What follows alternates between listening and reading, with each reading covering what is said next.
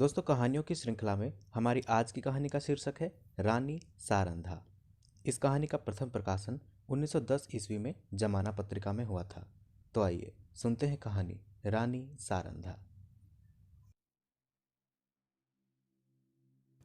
अंधेरी रात के सन्नाटे में धसान नदी चट्टानों से टकराती हुई ऐसी सुहावनी मालूम होती थी जैसे घुमर घुमर करती हुई चक्कियाँ। नदी के दाहिने तट पर एक टीला है। उस टीले पर एक पुराना दुर्ग बना हुआ है जिसको जंगली वृक्षों ने घेर रखा है। टीले के पूर्व की ओर छोटा सा गांव है। यह गढ़ी और गांव दोनों एक बुंदेला सरदार के कीर्ति चिन्ह हैं। शताब्दियां व्यतीत हो गईं। बुंदेलखंड में कितने ही राज्यों का उदय और अस्त हुआ। मुसलमान आए और बुंदेला राजा उठे और गिरे।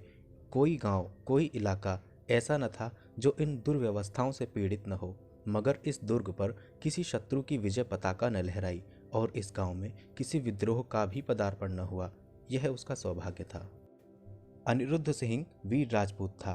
वह जमाना ही ऐसा था कि जब मनुष्य मात्र को अपने बाहुबल और पराक्रम ही का भरोसा था।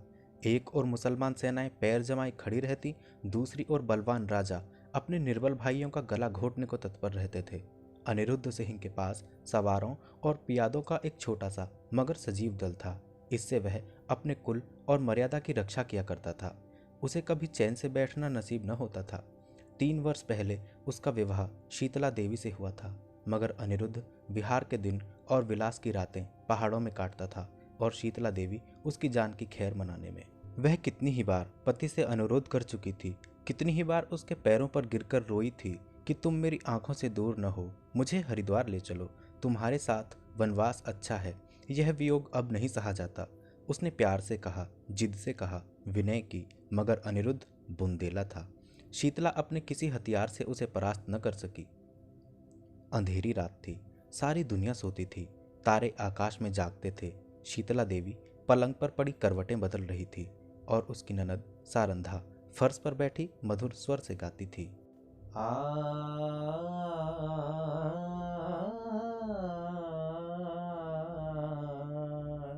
बिनु रघुबीर कटत नहीं रैन, बिनु रघुबीर कटत नहीं रैन।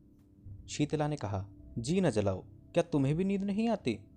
सारंधा, तुम्हें लोरी सुना रही हूँ। शीतला, मेरी आंखों से तो नींद लोप हो गई। सारंधा, किसी को ढूंढने गई होगी। इतने में द्वार खुला और एक गठे हुए बदन के रूपवान पुरुष ने भीतर प्रवेश किया। वह अनिरुद्ध था। उसके कपड़े भीगे हुए थे और बदन पर कोई हथियार न था। शीतला चारपाई से उतरकर जमीन पर बैठ गई। सारंधा ने पूछा, भैया, यह कपड़े भीगे क्यों हैं? अनिरुद्ध, नदी तैर कर आया हूँ। सारंधा ने पूछा, हथियार क्या हुए? अनिरुद्ध, छिन गए। सारंधा, और साथ के आदमी? अनिरुद्ध, सबने वीर गति पाई। शीतला देवी ने जबी दवान से कहा, ईश्वर ने ही कुशल किया। मगर सारंधा के तीवरों पर बल पड़ गए और मुखमंडल गर्व से सतेज हो गया। बोली, भैया, तुमने कुल की मर्यादा खो दी, ऐसा कभी न हुआ था। सारंधा भाई पर जान देती थी। उसके मुंह से यह धिक्कार सुनकर अनिरुद्ध लज्जा और खेद से विकल हो गया। वह वीराग्नि जिसे क्षणभर के लिए अनुराग ने दबा लिया था, फिर ज्वलंत हो गई। वह उल्टे पांव लौटा और यह कहकर बाहर चला गया कि सारंधा, तुमने मुझे सदैव के लिए सचेत कर दिया। यह बात मुझे कभी न भूलेगी। अंधेरी रात थी। आकाशमंडल में तारों का प्रकाश बहुत धुंधला था। अनिरुद्ध किले से बाहर निकला, पल भर में नदी के उस पार जा पहुंचा और फिर अंधकार में लुप्त हो गया। शीतला उसके पीछे पीछे किले की दीवारों तक आई, मगर जब अनिरुद्ध छलांग मारकर बाहर कूद पड़ा तो वह विरहिणी चट्टान पर बैठकर रोने लगी। इतने में सारंधा भी वहां आ पहुंची। शीतला ने नागिन की तरह बल खाकर कहा, मर्यादा इतनी प्यारी है? सारंधा, हाँ। शीतला, अपना पति होता तो हृदय में छिपा लेती। सारंधा, ना, छाती में छुरा चुभा देती। शीतला ने ऐंठकर कहा, चोली में छिपाती फिरोगी, मेरी बात गिरह बांध लो। सारंधा, जिस दिन ऐसा होगा मैं भी अपना वचन पूरा कर दिखलाऊंगी। इस घटना के 3 महीने पीछे अनिरुद्ध मेहरौनी को जीत करके लौटा और साल भर पीछे सारंधा का विवाह ओरछा के राजा चंपत राय से हो गया। मगर उस दिन की बातें दोनों महिलाओं के हृदय स्थल में कांटे की तरह खटकती रहीं। राजा चंपत राय बड़े प्रतिभाशाली थे। सारी बुंदेला जाति उनके नाम पर जान देती थी और उनके प्रभुत्व को मानती थी। गद्दी पर बैठते ही उन्होंने मुगल बादशाहों को कर देना बंद कर दिया और अपने बाहुबल से राज्य विस्तार करने लगे। मुसलमानों की सेनाएं बार बार उन पर हमले करती थीं, पर हार कर लौट जाती थी। यही समय था जब अनिरुद्ध ने सारंधा का चंपतराय से विवाह कर दिया। सारंधा ने मुँह मांगी मुराद पाई। उसकी यह अभिलाषा कि मेरा पति बुंदेला जाति का कुल तिलक हो पूरी हुई। यद्यपि राजा के निवास में 5 रानियां थीं, मगर उन्हें शीघ्र ही मालूम हो गया कि वह देवी जो हृदय में मेरी पूजा करती है सारंधा है। परंतु कुछ ऐसी घटनाएं हुई कि चंपतराय को मुगल बादशाह का आश्रित होना पड़ा। वे अपना राज्य अपने भाई पहाड़ सिंह को सौंपकर दिल्ली चले गए। यह शाहजहां के शासनकाल का अंतिम भाग था। शाहजादा दारा शिकोह राजकीय कार्यों को संभालते थे। युवराज की आंखों में शील था और चित्त में उदारता। उन्होंने चंपतराय की वीरता की कथाएं सुनी थी, इसलिए उनका बहुत आदर सम्मान किया और कालपी की बहुमूल्य जागीर उनको भेंट की, जिसकी आमदनी 9 लाख थी। यह पहला अवसर था कि चंपतराय को आए दिन के लड़ाई झगड़ों से निवृत्ति मिली और उसके साथ ही भोग विलास का प्राबल्य हुआ। रात दिन आमोद प्रमोद की चर्चा रहने लगी। राजा विलास में डूबे, रानियां जड़ाऊ गहनों पर रिझी, मगर सारंधा इन दिनों बहुत उदास और संकुचित रहती।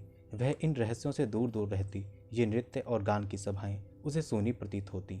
एक दिन चंपतराय ने सारंधा से कहा, सारंग, तुम उदास क्यों रहती हो? मैं तुम्हें कभी हंसते नहीं देखता। क्या तुम मुझसे नाराज हो? सारंधा की आंखों में जल भर आया। बोली, स्वामी जी, आप क्यों ऐसा विचार करते हैं? जहां आप प्रसन्न हैं वहां मैं भी खुश हूं। चंपतराय, मैं जब से यहाँ आया हूँ मैंने तुम्हारे मुख कमल पर कभी मनोहारिणी मुस्कुराहट नहीं देखी। कभी तुमने अपने हाथों से मुझे बीड़ा नहीं खिलाया, कभी मेरी पाग नहीं संवारी, कभी मेरे शरीर पर शस्त्र न सजाए। कहीं प्रेमलता मुरझाने तो नहीं लगी? सारंधा, प्राणनाथ, आप मुझसे ऐसी बात पूछते हैं जिसका उत्तर मेरे पास नहीं है। यथार्थ में इन दिनों मेरा चित्त उदास रहता है। मैं बहुत चाहती हूँ कि खुश रहूं, मगर बोझ सा हृदय पर धरा रहता है। चंपतराय स्वयं आनंद में मग्न थे, इसलिए उनके विचार में सारंधा को असंतुष्ट रहने का कोई उचित कारण नहीं हो सकता था। वे भौहें सकोड़ कर बोले, मुझे तुम्हारे उदास रहने का कोई विशेष कारण नहीं मालूम होता। ओरछे में कौन सा सुख था जो यहाँ नहीं है? सारंधा का चेहरा लाल हो गया। बोली, मैं कुछ कहूँ आप नाराज तो न होंगे? चंपतराय, नहीं, शौक से कहो। सारंधा, ओरछे में मैं एक राजा की रानी थी, यहाँ मैं एक जागीरदार की चेरी हूँ। ओरछे में वह थी जो अवध में कौशल्या थी, यहाँ मैं बादशाह के एक सेवक की स्त्री हूँ। जिस बादशाह के सामने आज आप आदर से सिर झुकाते हैं वह कल आपके नाम से कांपता था। रानी से चेरी होकर भी प्रसन्नचित होना मेरे वश में नहीं है। आपने यह पद और यह विलास की सामग्रियां बड़े महंगे दामों में मोल ली हैं। चंपतराय के नेत्रों पर से एक पर्दा सा हट गया। वे अब तक सारंधा की आत्मिक उच्चता को न जानते थे। जैसे बे माँ बाप का बालक माँ की चर्चा सुनकर रोने लगता है, उसी तरह ओरछे की याद में चंपतराय की आंखें सजल हो गईं। उन्होंने आदरयुक्त अनुराग के साथ सारंधा को हृदय से लगा लिया। आज से उन्हें फिर उसी उजड़ी बस्ती की फिक्र हुई जहां से धन और कीर्ति की अभिलाषाएं खींच लाई थीं। माँ अपने खोए हुए बालक को पाकर निहाल हो जाती है। चंपतराय के आने से बुंदेलखंड निहाल हो गया। ओरछे के भाग जागे, नौबतें झड़ने लगीं और फिर सारंधा के कमल नेत्रों में जातीय अभिमान का आभास दिखाई देने लगा। यहाँ रहते रहते महीनों बीत गए। इसी बीच में शाहजहां बीमार पड़ा। पहले से ईर्ष्या की अग्नि दहक रही थी। यह खबर सुनते ही ज्वाला प्रचंड हुई। संग्राम की तैयारियां होने लगीं। शहजादे मुराद और मुहीउद्दीन अपने अपने दल सजाकर दक्षिण से चले। वर्षा के दिन थे। उर्वरा भूमि रंग बिरंग के रूप भरकर अपने सौंदर्य को दिखाती थी। मुराद और मुहीउद्दीन उमंगों से भरे हुए कदम बढ़ाते चले आ रहे थे। यहाँ तक कि धौलपुर के निकट चंबल के तट पर आ पहुँचे, परंतु यहाँ उन्होंने बादशाही सेना को अपने शुभागमन के निमित्त तैयार पाया। शहजादे अब बड़ी चिंता में पड़े। सामने अगम्य नदी लहरें मार रही थी, किसी योगी के त्याग के सदृश। विवश होकर चंपतराय के पास संदेश भेजा कि खुदा के लिए आकर हमारी डूबती नाव को पार लगाइए। राजा ने भवन में जाकर सारंधा से पूछा, इसका क्या उत्तर दूं? सारंधा, आपको मदद करनी होगी। चंपतराय, उनकी मदद करना दारा शिकोह से वैर लेना है। सारंधा, यह सत्य है, परंतु हाथ फैलाने की मर्यादा भी तो निभानी चाहिए। चंपतराय, प्रिय, तुमने सोचकर जवाब नहीं दिया। सारंधा, प्राणनाथ, मैं अच्छी तरह से जानती हूँ कि यह मार्ग कठिन है और अब हमें अपने योद्धाओं का रक्त पानी के समान बहाना पड़ेगा। परंतु हम अपना रक्त बहाएंगे और चंबल की लहरों को लाल कर देंगे। विश्वास रखिए, जब तक नदी की धारा बहती रहेगी वह हमारे वीरों का कीर्तिगान करती रहेगी। जब तक बुंदेलों का एक भी नाम लेवा रहेगा, ये रक्त बिंदु उसके माथे पर केसर का तिलक बनकर चमकेंगे। वायुमंडल में मेघराज की सेनाएं उमड़ रही थीं। ओरछे के किले से बुंदेलों की एक काली घटा उठी और वेग के साथ चंबल की तरफ बढ़ी। प्रत्येक सिपाही वीर रस से झूम रहा था। सारंधा ने दोनों राजकुमारों को गले से लगा लिया और राजा को पान का बीड़ा देकर कहा, बुंदेलों की लाज अब तुम्हारे हाथ है। आज उसका एक एक अंग मुस्कुरा रहा है और हृदय हुलसित है। बुंदेलों की यह सेना देखकर शाहजादे फूले न समाये। राजा वहां की अंगुल अंगुल भूमि से परिचित थे। उन्होंने बुंदेलों को तो एक आड़ में छिपा दिया और वे शाहजादों की फौज को सजाकर नदी के किनारे किनारे पश्चिम की ओर चले। दाराशिकोह को भ्रम हुआ कि शत्रु किसी अन्य घाट से नदी उतरना चाहता है। उन्होंने घाट पर से मोर्चे हटा लिए। घाट में बैठे हुए बुंदेले उसी ताक में थे। बाहर निकल पड़े और उन्होंने तुरंत नदी में घोड़े डाल दिए। चंपत राय ने शाहजादा दाराशिकोह को भुलावा देकर अपनी फौज घुमा दी और वह बुंदेलों के पीछे चलता हुआ उसे पार उतार लाया। इस कठिन चाल में 7 घंटे का विलंब हुआ, परंतु जाकर देखा तो 700 बुंदेलों की लाशें तड़प रही थीं। राजा को देखते ही बुंदेलों की हिम्मत बंध गई। शाहजादों की सेना ने भी अल्लाह अकबर की ध्वनि के साथ धावा किया। बादशाही सेना में हलचल पड़ गई। उनकी पंक्तियां छिन्न भिन्न हो गईं। हाथों हाथ लड़ाई होने लगी, यहाँ तक कि शाम हो गई। रणभूमि रुधिर से लाल हो गई और आकाश में अंधेरा हो गया। घमासान की मार हो रही थी। बादशाही सेना शाहजादों को दबाई आती थी। अकस्मात पश्चिम से फिर बुंदेलों की एक लहर उठी और इस वेग से बादशाही सेना की पुस्त पर टकराई कि उसके कदम उखड़ गए। जीता हुआ मैदान हाथ से निकल गया। लोगों को कौतूहल था कि यह दैवीय सहायता कहाँ से आई। सरल स्वभाव के लोगों की धारणा थी कि यह फतेह के फरिश्ते हैं, शाहजादों की मदद के लिए आए हैं। परंतु जब राजा चंपत राय निकट आए तो सारंधा ने घोड़े से उतरकर उनके पैरों पर सिर झुका दिया। राजा को असीम आनंद हुआ। यह सारंधा थी। समरभूमि का दृश्य इस समय अत्यंत दुखमय था। थोड़ी देर पहले जहां सजे हुए वीरों के दल थे, अब वहां बेजान लाशें तड़प रही थी। मनुष्य ने अपने स्वार्थ के लिए अनादिकाल से ही भाइयों की हत्या की है। अब विजयी सेना लूट पर टूट पड़ी। पहले मर्द मर्दों से लड़ते थे, वह वीरता और पराक्रम का चित्र था। यह नीचता और दुर्बलता की ग्लानिप्रद तस्वीर थी। उस समय मनुष्य पशु बना हुआ था, अब वह पशु से भी बढ़ गया था। इस नीच खसोट में लोगों को बादशाही सेना के सेनापति वली बहादुर खां की लाश दिखाई दी। उसके निकट उसका घोड़ा खड़ा हुआ अपनी दुम से मक्खियां उड़ा रहा था। राजा को घोड़ों का शौक था। देखते ही वह उस पर मोहित हो गया। यह ऐराकी जाति का अति सुंदर घोड़ा था। एक एक अंग सांचे में ढला हुआ, सिंह की सी छाती, चीते की सी कमर। वह उसकी प्रेम और स्वामी भक्ति देखकर लोगों को बड़ा कौतूहल हुआ। राजा ने हुक्म दिया, खबरदार, इस प्रेमी पर कोई हथियार न चलाए। इसे जीता पकड़ लो। यह मेरे अस्तबल की शोभा बढ़ाएगा। जो इसे मेरे पास लाएगा उसे धन से निहाल कर दूंगा। योद्धागण चारों तरफ से लपके, परंतु किसी को साहस न होता था कि उसके निकट जा सके। कोई पुचकार रहा था, कोई फंदे में फंसाने की फिक्र में था, पर कोई उपाय सफल न होता था। वहां सिपाहियों का मेला सा लगा हुआ था। तब सारंधा अपने खेमे से निकली और निर्भय होकर घोड़े के पास चली गई। उसकी आंखों में प्रेम का प्रकाश था, छल का नहीं। घोड़े ने सिर झुका दिया। रानी ने उसकी गर्दन पर हाथ रखा और वह उसकी पीठ सहलाने लगी। घोड़े ने उसके अंचल में मुंह छिपा लिया। रानी उसकी रास पकड़कर खेमे की ओर चली। घोड़ा इस तरह चुपचाप उसके पीछे चला मानो सदैव से उसका सेवक है। पर बहुत अच्छा होता कि घोड़े ने सारंधा से भी निष्ठुरता की होती। यह सुंदर घोड़ा आगे चलकर इस राज परिवार के निमित्त स्वर्ण जड़ित मृग साबित हुआ। संसार एक रण क्षेत्र है। इस मैदान में उसी सेनापति को विजय लाभ होता है जो अवसर को पहचानता है।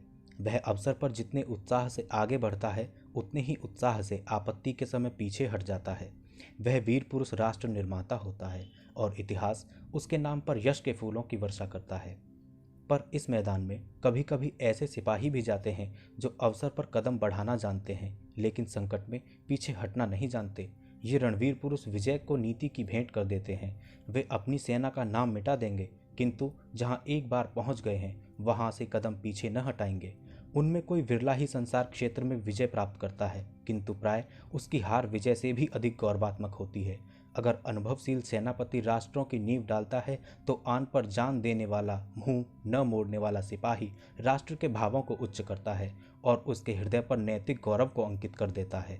उसे इस कार्यक्षेत्र में चाहे सफलता न हो, किंतु जब किसी वाक्य या सभा में उसका नाम जबान पर आता है तो श्रोतागण एक स्वर से उसके कीर्ति गौरव को प्रतिध्वनित कर देते हैं। सारंधा आन पर जान देने वालों में थी। शाहजादा मुईउद्दीन चंबल के किनारे से आगरे की ओर चला तो सौभाग्य उसके सिर पर मूर्छल हिलाता था। जब वह आगरे पहुंचा तो विजय देवी ने उसके लिए सिंहासन सजा दिया। औरंगजेब गुणज्ञ था। उसने बादशाही सरदारों के अपराध क्षमा कर दिए और उनके राज्य पद लौटा दिए और राजा चंपत राय को उसके बहुमूल्य कृत्यों के उपलक्ष्य में 12 हजारी मनसब प्रदान किया। ओरछा से बनारस और बनारस से जमुना तक उसकी जागीर नियत की गई। बुंदेला राजा फिर राजसेवक बना। वह फिर सुख विलास में डूबा और रानी सारंधा फिर पराधीनता के शोक से घुलने लगी। वली बहादुर खां बड़ा वाक्य चतुर मनुष्य था। उसकी मृदुता ने शीघ्र ही उसे बादशाह आलमगीर का विश्वास पात्र बना दिया। उस पर राज्यसभा में सम्मान की दृष्टि पड़ने लगी। खां साहब के मन में अपने घोड़े के हाथ से निकल जाने का बड़ा शौक था। एक दिन कुंवर छत्रसाल उसी घोड़े पर सवार होकर सैर को गया था। वह खां साहब के महल की तरफ जा निकला। वली बहादुर ऐसे ही अवसर की ताक में था। उसने तुरंत अपने सेवकों से इशारा किया। राजकुमार अकेला क्या करता? पांव पांव घर आया और उसने सारंधा से सब समाचार बयान किया। रानी का चेहरा तमतमा गया। बोली, मुझे इसका शोक नहीं है कि घोड़ा हाथ से गया, शोक इसका है कि तू उसे खोकर जीता क्यों लौटा। क्या तेरे शरीर में बुंदेलों का रक्त नहीं है? घोड़ा न मिलता न सही, किंतु तुझे दिखा देना चाहिए था कि एक बुंदेला सरदार के बालक के हाथ से घोड़ा छीन लेना हंसी नहीं है। यह कहकर उसने अपने 25 योद्धाओं को तैयार होने की आज्ञा दी। स्वयं अस्त्र धारण किए और योद्धाओं के साथ वली बहादुर खां के निवास स्थान पर जा पहुंची। खां साहब उसी घोड़े पर सवार होकर दरबार चले गए थे। सारंधा दरबार की तरफ चली और एक क्षण में किसी वेगवती नदी के सदृश बादशाही दरबार के सामने जा पहुंची। यह कैफियत देखते ही दरबार में हलचल मच गई। अधिकारी वर्ग इधर उधर से आकर जमा हो गए। आलमगीर भी सहन में निकल आए। लोग अपनी अपनी तलवारें संभालने लगे और चारों तरफ शोर मच गया। कितने ही नेत्रों ने इसी दरबार में अमर सिंह की तलवार की चमक देखी थी। उन्हें वही घटना फिर से याद आ गई। सारंधा ने उच्च स्वर से कहा, खां साहब, बड़ी लज्जा की बात है। आपने वही वीरता जो चंबल के तट पर दिखानी चाहिए थी, आज एक अबोध बालक के सम्मुख दिखलाई है। क्या यह उचित था कि आप उससे घोड़ा छीन लेते? वली बहादुर की आंखों से अग्नि की ज्वाला निकल रही थी। वे कड़ी आवाज से बोले, किसी गैर की क्या मजाल कि मेरी चीज अपने काम में लाए। रानी, वह आपकी चीज नहीं, मेरी है। मैंने उसे रणभूमि में पाया है और उस पर मेरा अधिकार है। क्या रणनीति की इतनी मोटी बात भी आप नहीं जानते? खां साहब, वह घोड़ा मैं नहीं दे सकता। उसके बदले में सारा अस्तबल आपकी नज़र है। रानी, मैं अपना घोड़ा लूंगी। खां साहब, मैं उसके बराबर जवाहरत दे सकता हूँ, परंतु घोड़ा नहीं दे सकता। रानी, तो फिर इसका निश्चय तलवार से होगा। बुंदेला योद्धाओं ने तलवारें सौंप ली और निकट था कि दरबार की भूमि रक्त से प्लावित हो जाए। बादशाह आलमगीर ने बीच में आकर कहा, रानी साहिबा, आप सिपाहियों को रोकें। घोड़ा आपको मिल जाएगा, परंतु इसका मूल्य बहुत देना पड़ेगा। रानी, मैं उसके लिए अपना सर्वस्व खोने को तैयार हूँ। बादशाह, जागीर और मनसब भी? रानी, जागीर और मनसब कोई चीज़ नहीं। बादशाह, अपना राज्य भी? रानी, हाँ, राज्य भी। बादशाह, एक घोड़े के लिए? रानी, नहीं, उस पदार्थ के लिए जो संसार में सबसे अधिक मूल्यवान है। बादशाह, वह क्या है? रानी, अपनी आन। इस भांति रानी ने अपने घोड़े के लिए अपनी विस्तृत जागीर, उच्च राज और राज सम्मान सब हाथ से खोया और केवल इतना ही नहीं, भविष्य के लिए कांटे बोए। इस घड़ी से अंत दशा तक राजा चंपत राय को शांति न मिली। राजा चंपत राय ने फिर ओरछे के किले में पदार्पण किया। उन्हें मनसब और जागीर हाथ से निकल जाने का अत्यंत शोक हुआ, किंतु उन्होंने अपने मुख से शिकायत का एक शब्द भी नहीं निकाला। वे सारंधा के स्वभाव को भली भांति जानते थे। शिकायत इस समय उसके आत्मगौरव पर कुठार का काम करती। कुछ दिन यहाँ शांतिपूर्वक व्यतीत हुए, लेकिन बादशाह सारंधा की कठोर बात न भूला था। वह क्षमा करना जानता ही न था। ज्यों ही भाइयों की ओर से निश्चिंत हुआ, उसने एक बड़ी सेना चंपत राय का गर्व चूर्ण करने के लिए भेजी और 22 अनुभवशील सरदार इस मुहिम पर नियुक्त किए। शुभकर्ण बुंदेला बादशाह का सूबेदार था वह चंपत राय का बचपन का मित्र और सहपाठी था। उसने चंपत राय को परास्त करने का बीड़ा उठाया। और भी कितने ही बुंदेला सरदार राजा से विमुख होकर बादशाही सूबेदार से आ मिले। एक घोर संग्राम हुआ। भाइयों की तलवारें रक्त से लाल हुईं। यद्यपि इस समर में राजा को विजय प्राप्त हुई, लेकिन उसकी शक्ति सदा के लिए क्षीण हो गई। निकटवर्ती बुंदेला राजा, जो चंपत राय के बाहुबल थे, बादशाह के कृपाकांक्षी बन बैठे। साथियों में कुछ तो काम आए, कुछ दगा कर गए। यहाँ तक कि निज संबंधियों ने भी आंखें चुरा लीं। परंतु इन कठिनाइयों में भी चंपत राय ने हिम्मत नहीं हारी, धीरज को न छोड़ा। उन्होंने ओरछा छोड़ दिया और वे 3 वर्ष तक बुंदेलखंड के सघन पर्वतों पर छिपते फिरते रहे। बादशाही सेनाएं शिकारी जानवरों की भांति सारे देश में मंडरा रही थीं। आए दिन राजा का किसी न किसी से सामना हो जाता था। सारंधा सदैव ही उनके साथ रहती और उनका साहस बढ़ाया करती। बड़ी बड़ी आपत्तियों में जबकि धैर्य लुप्त हो जाता और आशा साथ छोड़ देती, आत्मरक्षा का धर्म उसे संभाले रहता है। 3 साल के बाद अंत में बादशाह के सूबेदारों ने आलमगीर को सूचना दी कि इस शेर का शिकार आपके सिवाय और किसी से न होगा। उत्तर आया कि सेना को हटा लो और घेरा उठा लो। राजा ने समझा कि संकट से निवृत्ति हुई, पर वह बात शीघ्र ही भ्रमात्मक सिद्ध हो गई। 3 सप्ताह से बादशाही सेना ने ओरछा घेर रखा है। जिस तरह कठोर वचन हृदय को छेद डालते हैं, उसी तरह तोपों के गोलों ने दीवारों को छेद डाला है। किले में 20,000 आदमी घिरे हुए हैं, लेकिन उनमें आधे से अधिक स्त्रियां और उनमें से कुछ ही कम बालक हैं। मर्दों की संख्या दिनों दिन न्यून होती जाती है। आने जाने के मार्ग चारों तरफ से बंद हैं। हवा का भी गुजर नहीं। रसद का सामान बहुत ही कम रह गया है। स्त्रियां, पुरुषों और बालकों को जीवित रखने के लिए आप उपवास करती हैं। लोग बहुत हताश हो रहे हैं। औरतें सूर्य नारायण की ओर हाथ उठा उठाकर शत्रु को कोसती हैं। बालक वृंद मारे क्रोध के दीवार की आड़ से उन पर पत्थर फेंकते हैं, जो मुश्किल से दीवार के उस पार जा पाते हैं। राजा चंपत राय स्वयं जोर से पीड़ित हैं। उन्होंने कई दिन से चारपाई नहीं छोड़ी। उन्हें देखकर लोगों को कुछ ढांढस होता था, लेकिन उनकी बीमारी से सारे किले में नैराश्य छाया हुआ है। राजा ने सारंधा से कहा, आज शत्रु किले में जरूर घुस आएंगे। सारंधा, ईश्वर न करे कि इन आंखों को वह दिन देखना पड़े। राजा, मुझे बड़ी चिंता इन अनाथ स्त्रियों और बालकों की है। गेहूं के साथ यह घुन भी पिस जाएंगे। सारंधा, हम लोग यहाँ से निकल जाएं तो कैसा? राजा, इन अनाथों को छोड़कर? सारंधा, इस समय इन्हें छोड़ देने में ही कुशल है। हम न होंगे तो शत्रु इन पर कुछ दया ही करेंगे। राजा, नहीं, यह लोग मुझसे न छोड़े जाएंगे। मर्दों ने अपनी जान हमारी सेवा में अर्पण कर दी है। उनकी स्त्रियों और बच्चों को मैं कदापि नहीं छोड़ सकता। सारंधा, लेकिन यहाँ रहकर हम इनकी कुछ मदद भी तो नहीं कर सकते। राजा, उनके साथ प्राण तो दे सकते हैं। मैं उनकी रक्षा के लिए अपनी जान लड़ा दूंगा। उनके लिए बादशाही सेना की खुशामद करूंगा। कारावास की कठिनाइयां सहूंगा, किंतु इस संकट में उन्हें नहीं छोड़ सकता। सारंधा ने लज्जित होकर सिर झुका लिया और सोचने लगी, निसंदेह प्रिय साथियों को आग की आंच में छोड़कर अपनी जान बचाना घोर नीचता है। मैं ऐसी स्वार्थांध क्यों हो गई हूँ? लेकिन एकाएक विचार उत्पन्न हुआ। बोली, यदि आपको विश्वास हो जाए कि इन आदमियों के साथ कोई अन्याय न किया जाएगा, तब तो आपको चलने में कोई बाधा न होगी। राजा सोचकर, कौन विश्वास दिलाएगा? सारंधा, बादशाह के सेनापति का प्रतिज्ञा पत्र। राजा, हाँ, तब मैं सानंद चलूंगा। सारंधा विचार सागर में डूबी। बादशाह के सेनापति से क्यों कर यह प्रतिज्ञा कराऊं? कौन यह प्रस्ताव लेकर वहां जाएगा? और निर्दयी ऐसी प्रतिज्ञा करने ही क्यों लगे? उन्हें तो अपनी विजय की पूरी आशा है। मेरे यहाँ ऐसा नीति कुशल वाक्पटु चतुर कौन है जो इस दुस्तर कार्य को सिद्ध करे? छत्रसाल चाहे तो कर सकता है, उसमें यह सब गुण मौजूद हैं। इस तरह मन में निश्चय करके रानी ने छत्रसाल को बुलाया। यह उसके चारों पुत्रों में बुद्धिमान और साहसी था।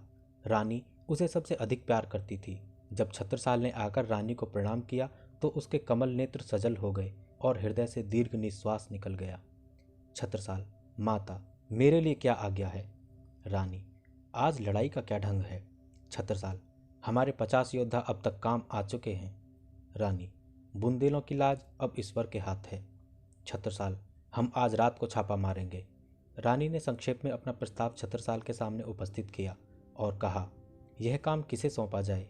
छत्रसाल, मुझको। तुम इसे पूरा कर दिखलाओगे? हाँ, मुझे पूर्ण विश्वास है। अच्छा जाओ, परमात्मा तुम्हारा मनोरथ पूरा करे। छत्रसाल जब चला तो रानी ने उसे हृदय से लगा लिया और तब आकाश की ओर दोनों हाथ उठाकर कहा, दयानिधि, मैंने अपना तरुण और होनहार पुत्र बुंदेलों की आन के आगे भेंट कर दिया।